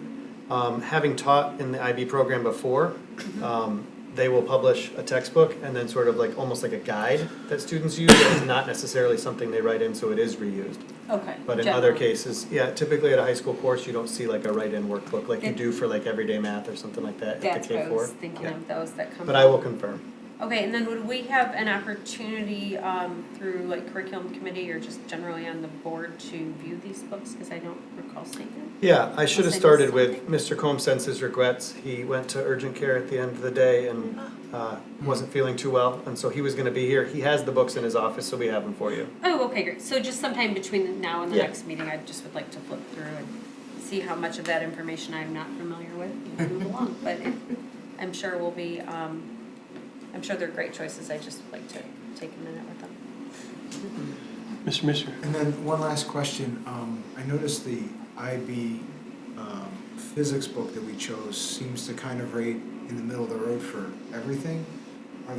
There's no other textbooks that do meet a category 3 for anything, and that's just kind of the best So one of the Yes. challenges with our current system is that the rating is gonna be subjective based on the person sitting in front of it. And so it's also the same problem with grading if you don't have consistent standards when it comes to student work. And so, Mr. Langley and his teaching partners, as they review this text, may be scoring differently on the 1, 2, 3 ranking system than other teachers. Having used this I was in the classroom a while ago, so having used an older version of this resource, I can say that the IB resources tend to be the best aligned to the actual content that they're teaching. So one of the things that you find in the IB Diploma Program courses is content that is there that is not included in, for example, the AP equivalent of the course. And so we really like to have resources that students have access to, not just the teacher's knowledge and the materials they develop, but also resources that they can reference when they study. So that's one of the reasons that these tend to rise to the top for IB. So in other words, we have a very limited set to choose from when you get Very. into the IB space. Yeah, specifically. and I should have said, if I didn't say it, in all three of these cases, not only are there usually sort of recency restrictions about how new the books have to be, but also there's a recommended list or a suggested list that you choose from. Generally, those tend to be the best aligned. Okay. Got one more.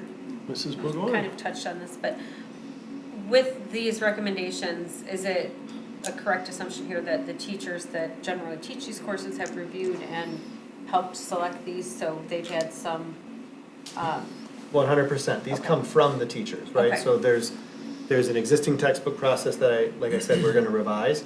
But the request to do that comes from the teachers themselves, the identification of that need. And one of the things that Mr. Combe is working on is trying to establish sort of like a predictable cycle. yes. For all of these things, the IB, AP stuff sort of falls on a different cycle. But that way we would also have, for Mr. Kling's sake, budget predictability, which I think would make him very happy. He would be very, very pleased with that. Very much appreciated. Okay, great. I just wanted to confirm the teachers are happy with these choices and, They're their choices. thank you. Any other questions? Mr. Mishner? In a general thought, since it's kind of universal, it sounds like it's pretty well recognized that calculus doesn't do a great job representing women's contributions, other underrepresented populations' contributions. Is there anything we can do in the future, midterm to long term, to kind of provide supplemental resources or start to investigate the ability to improve in that known weakness of that particular course? Yeah, so as we go through this process of understanding by design and really engaging in curriculum revision, again, on a predictable cycle, which is not something that we have had in the past, that's going to be something that we're focusing on. So that will be part of the lens of the work, is making sure that that's represented. So it's not just the resource, the resource is important. I won't underplay the importance of the textbook resource or the physical resource, but it's what the teachers do with it that really matters. And so that curriculum design process is what is sort of elucidating what the teachers are going to do with the resource. So that's where we have the opportunity to supplement, to add, and to really highlight that as an area of importance for us. So if we ask that question every time we're sitting with a group of teachers and revising curriculum, then that becomes clear that that's something that we're always going to be focusing on. Thank you. Okay, we look forward to this coming back next month. And I'll get the answer to that question about workbooks. This brings us to our auditor contract bid. I'll turn to Mr. Germini, who will. Hand this straight over to Mr. Kling. Thank you, Mr. Germini.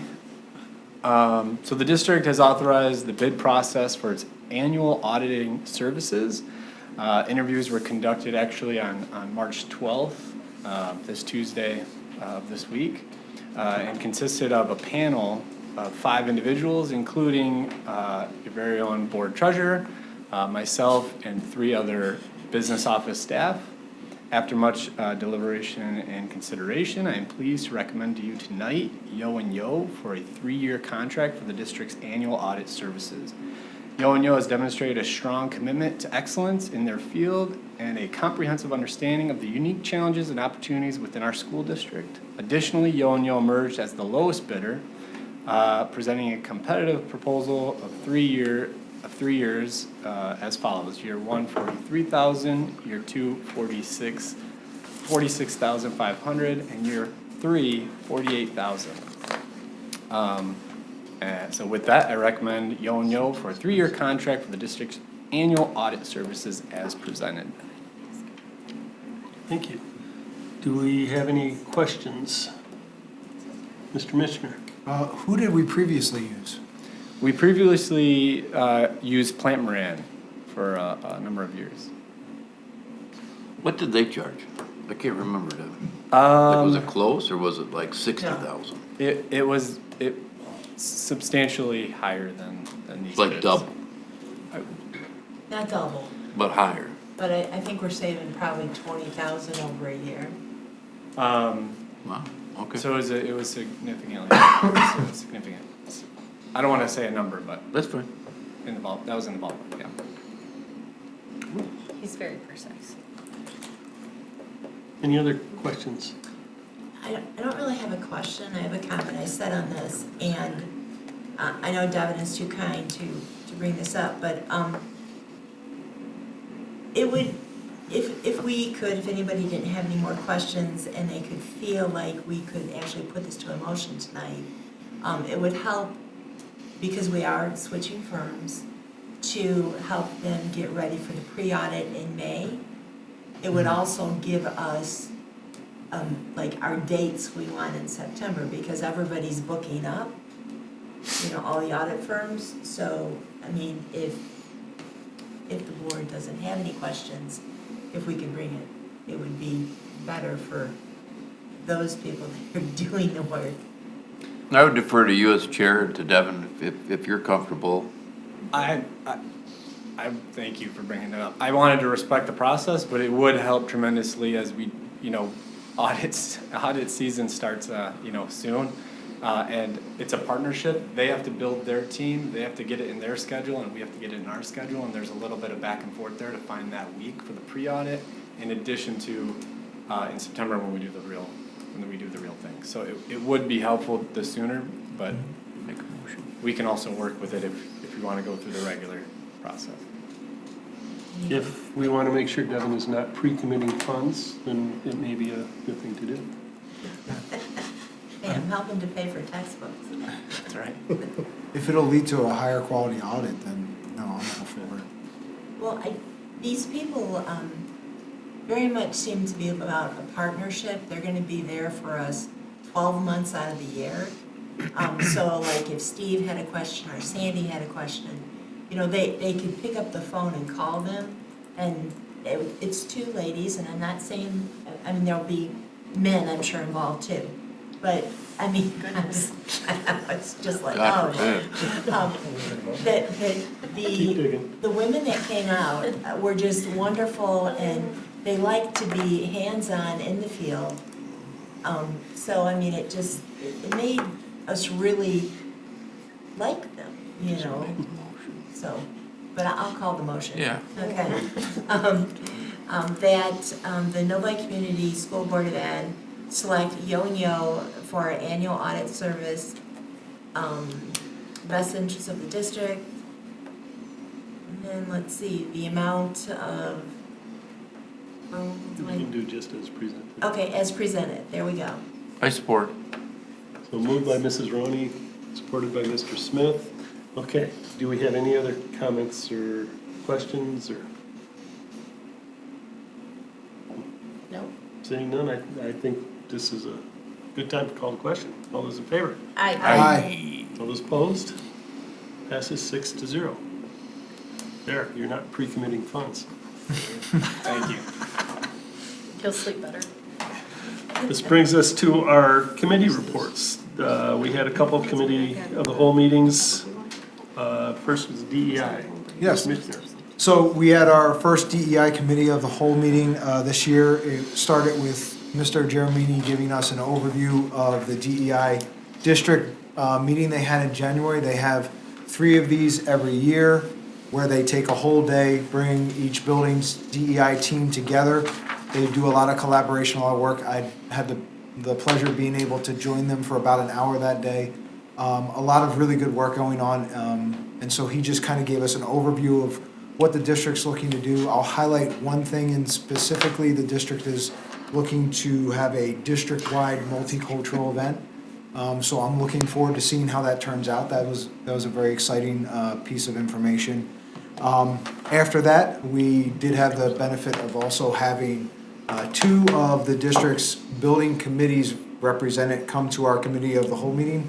And we're looking forward to getting every building to the committee at some point during the year. So first 2 up happen to be Novi Meadows and also Novi High School.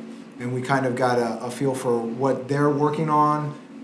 The high school specifically just went on a tour of the DIA and did a look at some art, African American art, and the students actually got a chance to do a project where it enabled them to kind of express what they saw and what they feel. They were very powerful works of art, so that was really impressive to see. We talked about maybe being able to expand that program going forward. Then after that, we went into kind of an overview of the iReady fall and winter data comparisons, with the committee explicitly focusing on different subgroups and trying to identify the subgroups that are the most in need of supports and to figure out what systematically or structurally we could do. We had a very in-depth conversation on that. We even looked at some specific data for some of our groups and talked about what we could potentially do long-term. I think the big thing that came out of that is the winter data, while it gives an idea of trends, we're really looking to see where the spring iReady data falls to really give ourselves a solid assessment of kind of what we've done over the past year, and to see what we could do to make further improvements. So that was the overall consensus of the items we talked about, and I think in the spring, when we do the iReady data, that will be publicly available to the community at large, correct? Correct. So then, at that point, we'll be able to have a discussion and also share with the community in general kind of how the district's performing. So I'm looking forward to that. But overall, it was a really good meeting. Thank you, Mr. Mitchell. This brings us to Curriculum Committee of the Whole, and I chaired that. We're going to switch chairs of the Curriculum Committee to Mrs. Baudouin, because there's a couple of ad hoc committees that I'm involved with that just lighten the load and let her have some fun, but I will report out on this one in the meantime. We had an update on our K-4 literacy trials, the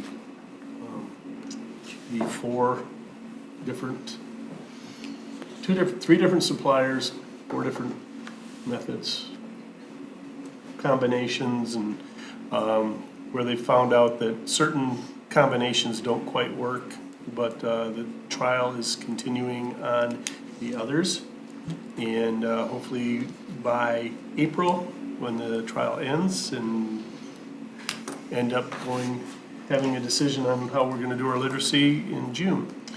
We also talked about the 5D implementation plans and how teachers are accepting those and working with those.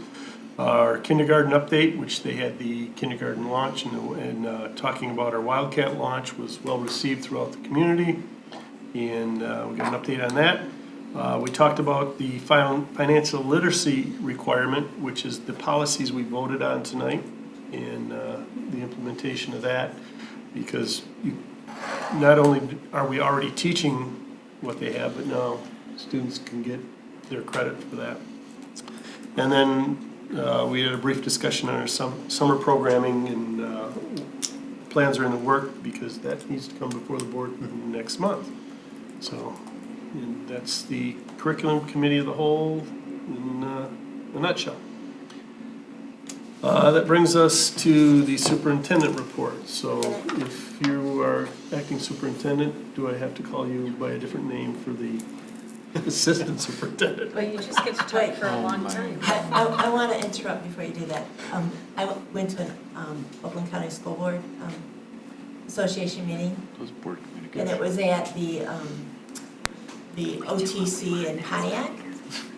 Is this something for the board communication? This is my time, sir. Well, I can do it there if you want. It's under a committee, but that's okay. Or whatever. Go ahead. I'll do it under board. Why don't you do under board communication? Good answer.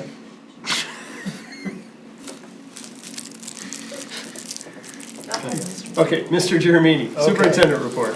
All right, Mr. Micah does send his regrets that he couldn't be here tonight.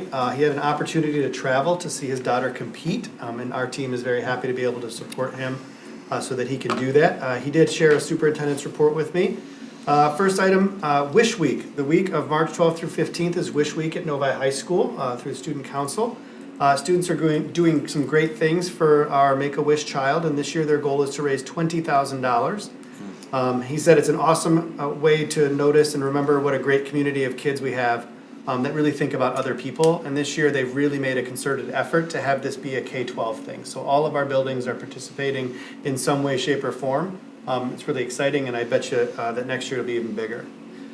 Last night, we had a very successful Wellness Center Town Hall. I know Dr. Carino is going to bring that up and talk a little bit more about that in her report, but Rosalie Johnson, our Director of Mental Health and Wellness, did a great job. I just wanted to acknowledge that. As Mr. Cook mentioned, last Wednesday we had, not last Wednesday, 2 Wednesdays ago, we had a fantastic kindergarten information night. Great turnout, good feedback from the event. Discussed the intro week concept for our kindergartners as well as the Wildcat Launch program, along with a lot of other information first-time kindergarten parents need to know. All the little details about things kindergartners need to be ready for in the fall. We are pushing and promoting a deadline of May 1st to register students for kindergarten so we really can get accurate and updated numbers that will really help us with staffing. So if you are listening, kindergarten parents, please get those kids enrolled and registered. March is reading month. Mr. Meinke has visited a number of classrooms this year already, or this month already, to read, and he's already going to be doing a couple more in the coming weeks. So that's exciting. I know that I've also had the opportunity to do that. I usually let the teacher pick the book. Sometimes that's a risk. They're pretty funny, and kids, yeah. Anyway. And last but not least, in the superintendent's report, very excited for spring break. Everyone in the district is pushing to this. We have a few days left this week, or 1 day left this week of school, and then we have next week. Our staff, our students deserve a restful break, and we hope that everyone takes time with their families. And I do want to just shout out our Deerfield friends who are here this evening for the board meeting. So thanks for coming, guys. Thank you. Before you go on, can I add one little comment to what Mr. Micah sent us? It's about the Wish Week thing. I didn't realize this, but I wanted to also mention that they do a coin stop at the high school, and having a first-year high schooler, this is the first time I heard about it, where they take money change into the classroom, and however long it takes their teacher to count out the change they're donating is how long they get to stop class from starting. And so apparently there are students who actually have saved their change for the whole year to take to their 4th hour class today. So in one class, I don't know which one, did not even begin class today. People have figured out to bring pennies. So anyways, I just wanted to share that because the Wish Week thing is very fun, and I enjoyed that gem that came home today. Thank you. Thank you. Dr. Carino. Thank you. Last week, we were incredibly excited to be able to recognize our 4 Educators of the Year. So we were able to surprise Darcy Moss at the high school, Laura Khalil at the middle school, and Heather Stewart at Deerfield, along with our Ancillary Educator of the Year, Deanna Fielder, a social worker at the high school. Each of them received a $1,000 stipend and are all in the running for the NEF Overall Educator of the Year, where one of them will receive a lease, a new vehicle. So we're very excited to surprise them. I'm not going to give away the details of when we're coming or when we're surprising them, but it is coming up very soon, and we are very excited to be able to surprise a very deserving educator. All 4 of them will be invited to April's board meeting, so we will be able to publicly recognize and thank them for their efforts. We are also in the process of selecting our support person, outstanding support person of the year, and so that person will also be invited to our April meeting. As Mr. Geremini shared, yesterday was our Wellness Center Planning Town Hall. We had a good turnout from our community, even though it was high school parent-teacher conferences. We pushed the meeting back a little bit so we could accommodate some families who may have wanted to go to conferences but also attend the meeting. We were very excited to be able to present some of the preliminary plans. I really want to thank Rosalie Johnson, our Director of Mental Health and Wellness, who has put in a tireless amount of hours into planning this, analyzing our data, really being transparent and communicating with the community, our community meetings. We held 3 this winter in December, January, and February. She has attended some of Mr. Menke's coffee with the superintendents to provide information. And last night was kind of a culmination of the point that we have gotten to. She just recently sent a survey to the community and has analyzed that data. The top 3 priorities for staff, families, community members, and students were access to mental health providers, access to a medical clinic, as well as an outdoor nature center. So those are just some of the things and the components that we are looking for our wellness center. We are looking forward to working with the architects in the coming weeks and months, and there will be much more updates to the board, to the community, to keep you guys kind of abreast of what's going on. Last night's presentation will also be posted on our website in the coming days, so if you did not have a chance to attend last night's town hall but wanted information, that will be available. So that's the information regarding that. It is job fair season. It's hard to believe that we are already hitting the spring and looking forward to hiring staff members for next year. So I really want to thank Jeff Dinkelman, our Director of Employee Relations. He has taken the lead in planning our job fair participation. We were at Michigan State earlier this week. We will be at University of Michigan this week, and also along with Central Michigan, along with an MD East job fair, Eastern Michigan, Grand Valley, and Wayne State. So we have lots of and Grand Valley. So we have a lot of job fairs that are coming our way. We met with a variety of different highly qualified, eager, new teachers that are aspiring to receive a position, and we are finalizing our staffing numbers over the next few weeks as we look at enrollment numbers and selections for courses at the middle school and high school. And so we are looking forward to getting that hiring season underway. Our second official therapy dog will be joining the staff handler, Ransom Brown, at the high school over spring break. So we are looking forward to welcoming him at the high school once we return in April. And we just want to thank the NEF again for providing that funding for that therapy dog and our program. And I just want to wish everybody a happy spring break and a relaxing couple days off. They've worked really hard this year, and we're very grateful of all of their efforts and everything that they've done for our Wildcats, so they are well deserving of a break. So, thank you. Thank you, Dr. Carino. Mr. Klein. Thank you, Mr. Cook. Give you first, I have 3 things I just want to go over quickly. The first one's going to be an EnviroClean update. So as a result of the listening tour before Christmas, one of the things that came up was, comments in regards to cleanliness. So before Christmas break, we met and collaborated with EnviroClean, kind of came up with a plan, talked about, what are some trends we were seeing and ways to kind of combat that. Today we had our first quarterly meeting since that meeting, or since that gathering, so I thought it'd be a good idea to give you an update on that. So from a management side of things, we're seeing a lot of nice changes. We're hearing, and part of that was the communication style that was between staff and EnviroClean. We tightened up communication via the Google Sheet, and we're kind of trying to get to those more quickly.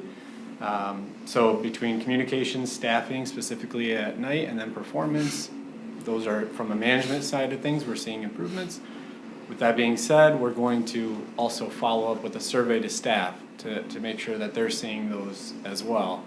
So we're going to be doing a survey here in the next week or so, and then doing another one in another quarter around June to kind of see how that trend is going. So that's just a quick update on that. Another update, I'm part of I'm the treasurer of an organization called Oakland County School Business Officials. So Terry Less, who's the Assistant Superintendent of Oakland Schools for Finance, has done an amazing job putting together a school finance or school business office residency program. So what that is it's a way to get people introduced to school finance. Right now we're having a hard time, county-wide, it's a hard time filling positions and finding people, and so she came up with this idea to have an Oakland Schools funded residency program, which is nice. So what that looks like is individuals will be hired from Oakland Schools, and then they will spend time in each school. I volunteered Novi to be one of those schools. So what that looks like is you're basically mentoring this person for about 6 months on how to do basic school finance functions. and then they'll move on to another school. Now, the benefit of that is we get firsthand experience with these individuals, so if there was an opening down the road, we would already kind of be like a pre-interview in my mind, and it kind of helps us know who they are and if they fit well for our team. But it also just helps get more people involved in school finance because, there's definitely a need there. So if you hear the Oakland County School Finance Residency Program, that's what it is, and we are a part of it. So last but not least, tomorrow at 3:30, I believe, I was told to be there at 3:15, is our student versus staff basketball game, charity game. I will be reffing in it. If anyone wants to ref with me, please. But also, if you're not doing anything on a Friday night, come down. It'll be fun. Promise I won't give you a technical. So. Like With no all- matter With what? your height, why aren't you playing? You gotta be a teacher's? Well, they Staff. didn't need me. They needed a ref, so I've never ref before. I know you can dunk. I know the rules, but He wouldn't let you keep score with a spreadsheet or something? yeah. Well, I could run clock. I could do the books. You do a lot of Like that too. I nominate Dr. Ruskin, To ref or to play basketball. play center. Play center. I think that was a height joke, but I. It was, it's okay. I was like, is that what just He's happened? my friend. Okay. Okay, thank you, Mr. Kling. Mr. Spreading it Grimaldi. around. Mr. Giramini gave the other reports. So Mr. Grimaldi's going to give the teaching and learning. Very quickly, we wrapped up our PD for the school year on Monday. Very appreciative of everyone's engagement, our teachers, our staff, those who were leading and facilitating PD sessions. I'm very happy to see how intently and focused the teaching and learning department is about using our educators' feedback. So after every PD session, there are surveys that go out, they score sessions, and then they have the opportunity to provide written feedback. And I can tell you that team pours through that feedback and really tries to make improvements based on their feedback. And then the only other item I have is that the Sex Education Advisory Board met at the end of February, made some progress and made some recommendations for curriculum evaluation tool, like what tool will we use to identify if these curriculum resources meet our needs. And I am working a little bit furiously trying to synthesize that feedback and get them a draft so that they can say, yes, this is the tool that we want to use before we actually start looking at actual resources. And that's all I have. Thank you, sir. This brings us to board communication. He's itching. Oh, well, he had his hand up. Actually, I had some questions based off of the reports. Okay, Mr. Mitch? So first one, Dr. Carino, are we also looking at any HBCUs for recruitment in this recruitment season? So we are also partnering with Diversity in Ed, and so they have a job fair, I believe, in the later spring, which we'll be participating in. We are exploring different job fairs, but they are local to their institution. So because there's none around us, we're not necessarily thinking that a lot of people will want to come to Novi necessarily just because they're living out of state. So we're looking at virtual options as opposed to sending a team, because it's not local. But we are exploring all different options. We had very small turnout at our Michigan State job fair, which was very interesting and I think telling of the times of the state of education. And so I'm honestly not sure that job fairs are necessarily the best way that we're going to get our message out. So we are thinking that virtual options are the best way. Last year I had kind of shared with you the information about participating in that Diversity in Education virtual platform, which we feel is probably our most beneficial way because it broadcasts nationwide.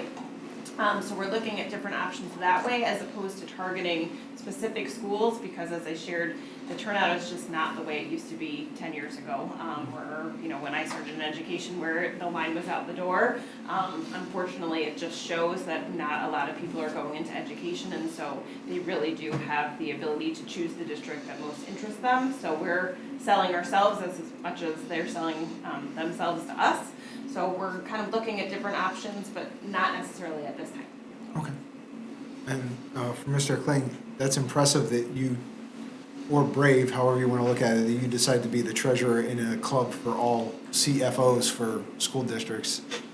It's very impressive. I just think in general that's a fascinating fact that you belong to that organization. I think that is going to be overall beneficial to our school district. So thank you for taking on that extracurricular activity. And then for Mr. Geremini, are there any state guidelines or timelines that we have to hit with our sex advisory board in terms of implementation or selection of curriculum? No, we have existing curriculum that we would like to update, but we don't have to do that in a certain amount of time. There's no regulation as to when resources have to be, copyrighted or anything like that. The only caveat is that once that sex ed advisory board brings a recommendation to this body, that there is a opportunity for community to view that. So like it has to be over the course of 2 board meetings. It would never be something that we could do in a single, Okay, thank you. which is not practice anyway. And then I did have one general communication. So I gave the board an update. The Oakland County School Board Governance Policy or Governance Committee met just last night. And just the 2 things I would point out to highlight from the email is, one, we are getting an increase if the governor's proposal goes through. Unfortunately, 2.5% doesn't quite keep up with inflation for this year, but projections for next year, inflation should be lower, so maybe it's middle road, but that was a lot of other school board representatives had a similar question request, so there was some feedback that potentially our legislative body may investigate trying to at least keep up with inflation for the next budget. And the other thing I would point out is they are looking to codify requiring kindergarten and students starting at age 5, so that if that does happen, I was wondering if that may have some implications with our current kindergarten program or Wildcat launch, but that was just something on the horizon that's making its way through the legislation. Mrs. Rooney? Okay, we've started this before, but I went to a Oakland County School Board Association meeting. It was at the OTC Center in Pontiac. Very impressive, but the part I really loved is when I'm walking through the part where the mechatronics area. I'm sitting there going, we're gonna have this on the back of our high school. So, I mean, that was pretty impressive, but any student that, doesn't feel like college is a thing for them, or maybe wants to take a year off to do something, you can start, I believe, your junior year and your senior year, and the meal they made for us was, let me tell you, they made a barbecue sauce from Pepsi. Okay, they put on chicken, but it was just phenomenal. They do a Mother's Day brunch there, by the way. So if you want to take Mom, she lives out that way, get your reservations. But it was just very impressive. They're building houses there, and they take those houses, and there's a street in Pontiac where I don't know if they sell them, donate them.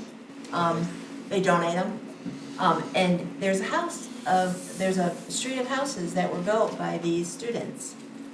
So it's really interesting. They do electricity, HVAC, welding, and of course your auto mechanics and all that stuff.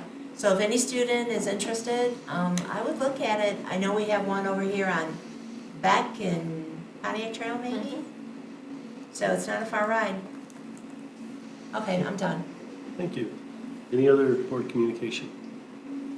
Mrs. Boudoir? I just wanted to echo what Mr. Giamini and Dr. Carino said about the Wellness Center meeting last night. I was able to attend. I know Dr. Ruskin was there as well.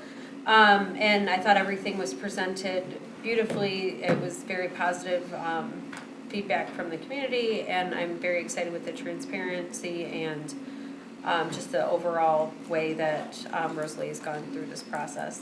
I really appreciate all of her hard work and the work of the rest of her team that's been working on this. I think it's going to be an awesome project, and I'm very excited to see as more people learn more about what they have planned. And it's all very preliminary still, but I feel like everybody that's learning about it is getting more and more excited, and I think that's a really awesome thing to see. So appreciated that last night. Thank you. Dr. Ruskin?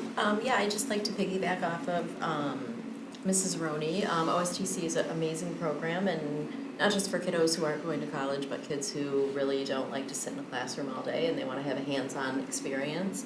I have a family friend whose kiddo went to Lakeland, and she did it for 2 years, and she is now a nursing student at Oakland University. And I know that master planning is being done here to look at career paths for kids here in our district, but in the meantime, they have great opportunities for kids to spend half their day at OSTC and half of their day in the classroom. If they start when they're a junior, when they're a senior, they can actually have completed the certifications and work. So you can work, if you're a morning session kiddo, you can work from 8 to 11 and actually have an internship and make money. Instead of coming to Novi High School, it sounds amazing, and then come to Novi High School for fourth, fifth, and sixth hours. So I definitely don't think it's utilized enough by kids. It would be on a guessing track, Mr. Jeremy, Our but I enrollment's think, not as high as it could be. right, but there's still quite a few kids, and at the Southwest campus, they also have real estate. They have graphic design, they have cybersecurity. Don't they have floral design too? Maybe, I don't know, No, I'm but not they sure. have a lot They of used to. programs, healthcare program, so besides just culinary and some of the applied sciences, they have a lot of things for kids over there. It's I think awesome. kids get worried about leaving school and being in this weird space that, I'm missing something at my high school and I don't want to be missing out. Novi did used to do afternoon session, which I think that would make kids feel maybe a disconnect because they were there in the morning, then they were leaving, and then maybe going back for sports, or they were missing opportunities for advisory, or missing opportunities if there was, a pep rally or something happening at the school. But now we are a morning session, so really by the time the kids get there at 10:59, half the kids are still not awake, so they haven't missed a thing. Just my own experience, I'm just saying. The other thing too is, and this might seem like a quirky thing to bring up for a board, communication, but I know that I was reading through the minutes and I think I misspoke at the last meeting because I was talking about safe and secure schools and I was talking about the founder of that. It looks like in the meeting minutes, and I know that Sheila probably has it right, I did not go back and look, but I mentioned that the founder had a 504. I do not believe she has a 504. I always get 504, 529, and 503C all mixed up and jumbled. So I just want to clarify, and it sounds silly that I would even bring it up, but I definitely do not want to misrepresent somebody who's doing, work out there that they have something that they don't. So she is the founder of Safe and Secure Schools, and she has a 503C nonprofit organization. So I caught that when I was reading the minutes and feel weird even bringing that up because it's just semantics, but I want to make sure that I'm representing this person correctly in my speaking. Okay, thank you. You're welcome. Any other communications? I will go then. I appreciate everybody who has volunteered for our master planning and our transportation ad hoc committees. As an annual or a regular thing, I'd like to throw one more committee at us. If I could get some volunteers for a superintendent contract to discuss, some competitive analysis that we've seen come in. I'd appreciate it. You can either let Sheila or Ben or even myself know if you'd like to support us on that committee. The other thing I'd like to mention is the therapy dog. Welcome another therapy dog. They're great. Through communication that I've had with people, and I'll talk to you afterwards, hopefully, out of state. They're interested in what they could do about therapy dogs. The other thing is welcome the teachers from Deerfield. We really appreciate it when the teachers do come. We're sorry we keep you so long and bore you with some of this stuff, but we appreciate you being there. The two other things I'd like to mention is a couple of us participated with Mr. Micah in his podcast on what the role of a board member is. That was published Tuesday. So if you'd like to go see, what it is, it took a totally different direction than I expected. Mr. Mishner participated also. I don't know if he expected that, but we had a good conversation. The time flew, and we probably could have been sitting there talking for 2 or 3 more hours easily. The last thing I'd like to mention is the niche ratings are out, and we've slipped a little in our national rating. We are the 36th ranked public school in the nation, public school district in the nation. We are number 1 in Michigan though. So for those of you who kind of pay attention to those things, which 3rd year in a row we're number 1 in Michigan, and we're kind of highly ranked nationally, so appreciate that. And I look at that to also see our teacher satisfaction and how they are, and it's kind of eye-opening to me that on some of those things, some of those comments that are made. So that being said, any other communications? Seeing none, Mr. Mishner. Motion to adjourn. Support. Moved by Mr. Mishner, supported by Mr. Smith. All those in favor? Aye. All those opposed? We are adjourned.